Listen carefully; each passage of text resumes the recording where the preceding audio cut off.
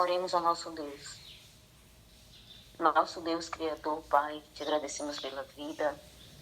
Mais um dia, Senhor, nos deste para nele viver para ti. Sim, Deus. Abençoe a todos que estão aqui, aqueles que não puderam entrar, aqueles que vão entrar. Que o seu Deus os traga a todos e os abençoe também. Nos dê um ótimo estudo. Responda as orações que forem feitas neste grupo. Em nome de Jesus. Amém. Amém. Amém. Amém, amém. Dona Dulce hoje vai fazer o resumo da lição da Escola Sabatina de hoje, terça-feira, 23 de julho. Dulce, pode abrir sua câmera, irmã. É com você. Porque Jesus falava por parábola.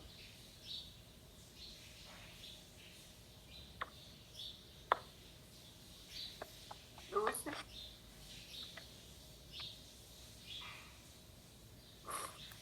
Alô, Dulce, você tá aí?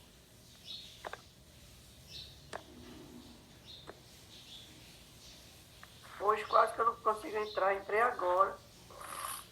Meu telefone estava... Não dava? Oi. Pronto.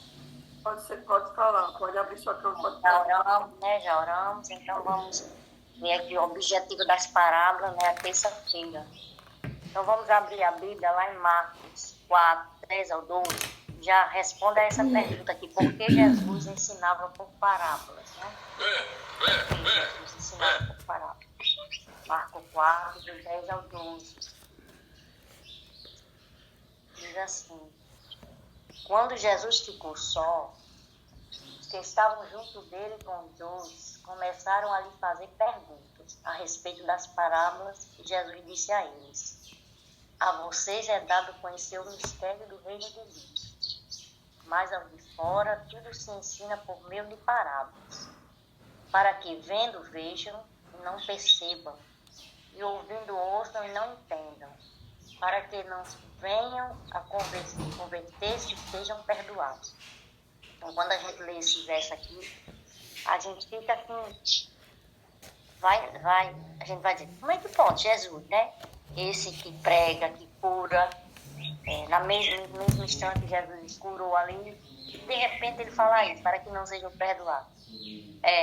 O estudo da semana passada foi falando de controvérsia, né? Assim, que diz uma coisa e faz outra, é aquela coisa tipo assim, mas aqui fala na lição, lá em Marcos 3, 5 e 6, Jesus se entristeceu com a dureza dos líderes, né? Porque ele tinha acabado de curar um homem ali, curou aquele homem da mão retorcida, né? E no mesmo instante eles o acusaram, dizendo que ele tinha Beelzebul, dizendo que ele falava que era um demônio, né? Que ele falava pelo demônio. E ali, aqui a lição que ele levou a sério que os escribas disseram e explicou porque eles estavam errados. Lá em Marcos 12, 1 a 12. Aí no mesmo instante ele conta a parábola do servo mau, né? E ali ele, na verdade, ele advertia eles, né? Ele dava uma advertência.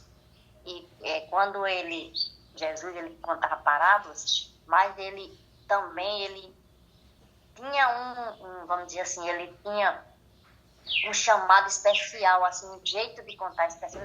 Os discípulos, aqueles que aceitavam aquela mensagem, então ele já dava aquela mensagem especial para aqueles que iam fazer parte do seu reino, né? Porque quando ele disse assim, para que muitos ouçam e não entendam, né? Vejam e não enxergam, então ele sabia que tinha um grupo que aceitava aquela mensagem. Então, quando ele chamava o discípulo em particular e explicava a parábola, porque ele sabia que ali o discípulo estava entendendo, compreendendo e aceitando o chamado, né? E aqui, lá em Isaías, o que ocorreu com Isaías e o que ele devia anunciar a Israel? Lá em Isaías 6, 1 ao 3, ele escolheu Isaías, o profeta Isaías também, para passar uma mensagem para o povo, né? Isaías, ele disse assim, que era impuro a língua, ele era puro de lábios, ele se achou, o próprio Isaías se achou indigno de passar aquela mensagem, de ser escolhido por Deus, né? E ele teve aquele processo todo em que ele colocou a brasa, o anjo veio, colocou a brasa na boca de Isaías para purificar ele. E ele foi passar uma mensagem ali, que é uma mensagem bem dura também, né? Para o povo que tinha ali endurecido o coração também, né? Isaías ali foi, não porque Jesus ele era ele que queria separar, só salvar uns e não salvar outros, de maneira alguma. Ele queria ali mostrar uma advertência. Uma advertência. Vamos ler um pouquinho aqui da lição para a gente entender mais. Diz assim, ó,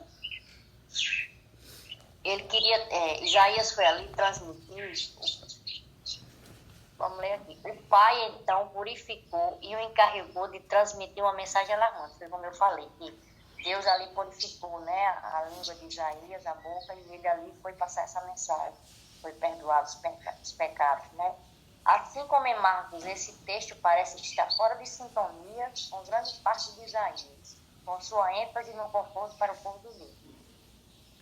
Lá em Isaías 6, a mensagem destina-se a chocar o povo, despertando Israel, para que se afaste do mal. Então, irmãos, às vezes, Deus, ele vai usar para conosco também, né?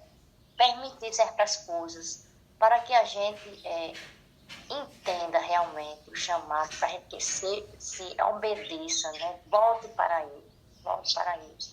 E às vezes também nós somos de coração endurecido também, né? De não entender realmente o que Deus quer de nós. E ele pode se preparar, que ele também vai usar meios para que às vezes você possa até dizer assim, como é que pode Senhor fazer isso comigo, permitir isso? Então ele vai usar também coisas, doenças, para que você, como se para você cada vez mais entender o plano da salvação, para que você possa entender realmente e não endureça o coração, né, para ele. Então, o objetivo de Jesus ao citar Isaías 6 não era dizer que Deus estava rejeitando as pessoas, mas que as ideias preconcebidas e a dureza delas as impediam de aceitar a verdade que salva, a qual atravessa a parábola do semeador. E Mandava falou da parábola do semeador, né? Falou da parábola do semeador. E cada um, e ela fez a pergunta assim, você não se preocupa qual é o solo, você já pensou qual é o solo que você é, né? E eu também fico pensando, Senhor, qual solo eu sou? Qual solo eu sou? Mas aqui na lição, no final, eu vi assim que todos precisam decidir se vão ou não se render a Jesus, e cada um também escolhe o tipo de solo que quer ser, né? Então tudo é escolha, né?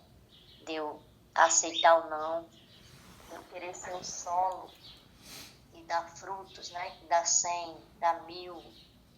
Então, que Deus nos ajude, né?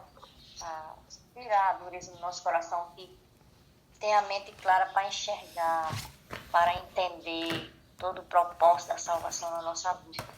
Porque o que ele quer, se ele vai me repreender com alguma coisa, se ele vai disciplinar, é para o nosso bem, né? É que ele quer abrir nossos olhos. Ele quer que realmente nós sejamos luz. Então, que Deus nos ajude, né? Nos oriente e nos guie na verdade. Então, vamos orar? Obrigado, Deus, por mais um momento na tua presença, aqui com todos, Senhor. Obrigado porque o Senhor, às vezes, pode ser até um pouco duro, Pai. Mas também para aqueles que confiam, se entrega, como o profeta disse, Pai. Eu sou infiel, Pai, eu sou impuro, mas o Senhor disse, isso não é um problema, filho. Basta você vir a mim e eu purificarei e eu transformarei. Então, que nós possamos ser esse vaso, Pai, que vai levar essa mensagem, mesmo sendo indignos, pecadores que somos nós. Mas que o Senhor abra nossos olhos, Pai, e entenda realmente o plano da salvação na nossa vida. Amém. Obrigado por tudo. Fica com aqueles que estão doentes.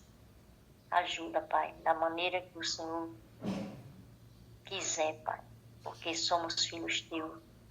Estamos aqui para receber tudo que o Senhor mandar para nós.